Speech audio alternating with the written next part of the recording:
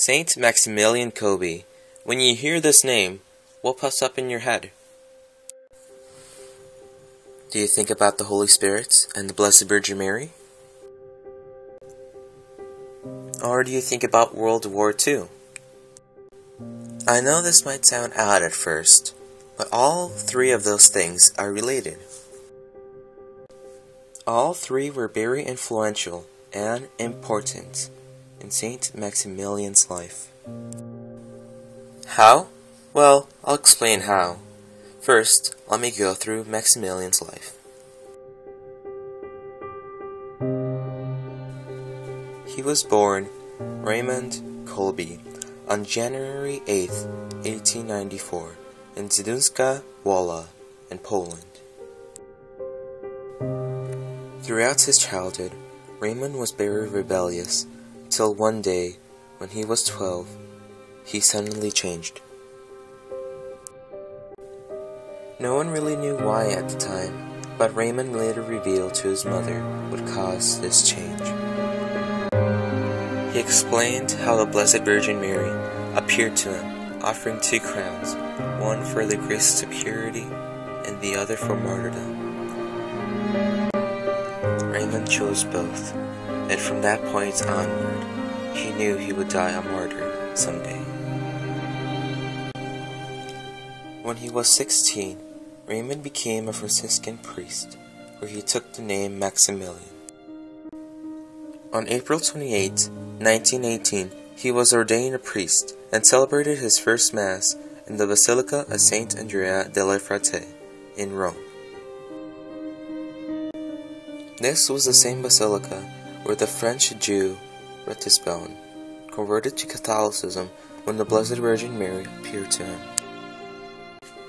When Maximilian heard this story, he wanted to make miraculous medals, like the one given to Ratisbonne before his conversion, and give them out to as many people as possible. He succeeded in doing this when he returned to Poland and formed a group involving 6 other Franciscan priests, which he called the Militia of the Immaculata.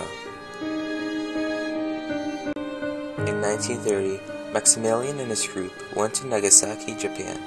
Moneyless and without knowledge of Japanese, they managed to build a monastery, which still stands today.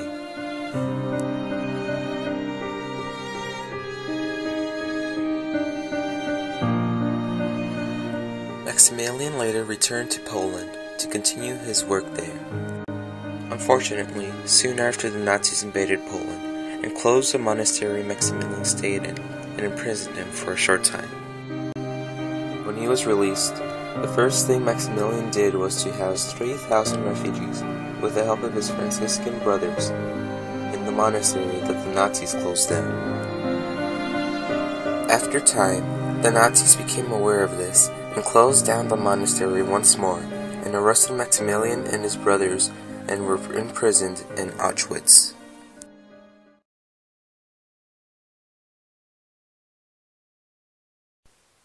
Here, I'll let my good friend Father Paul Nicholson to explain what happened to Maximilian afterwards.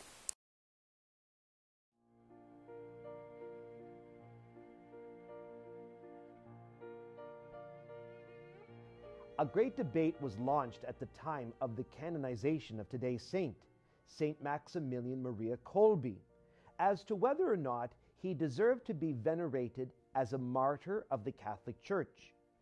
He died in Auschwitz. Someone had escaped the terrors of the camp, and the fiendish Nazis devised a horrible method of terror. Taking 10 innocent men from the section of the escapee, they put them in a bunker to starve them. One poor man cried out and pleaded for his life. Father Kolbe stepped forward to take his place. He was a priest, and he was urged on by his love for Jesus Christ and his mother, and he would not see those men go to their death without the consolation of a priest.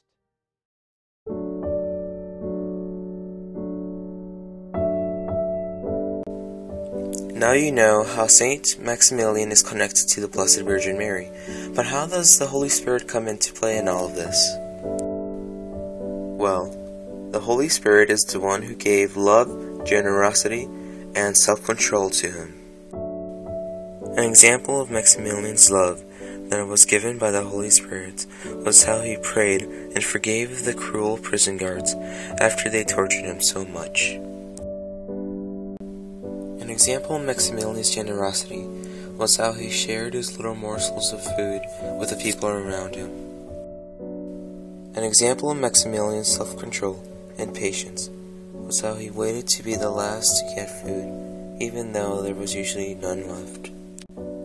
Last but not least, Maximilian showed us his charity, given to him by the Holy Spirit, when he sacrificed himself to save the life of Francis Gedgewazek, dying on August 14th, 1941, in a slow and painful death, with starvation and ending with an injection of poison, being the last one out of the 10 people chosen to die, to succumb to death, and to go on in an eternity of happiness with God.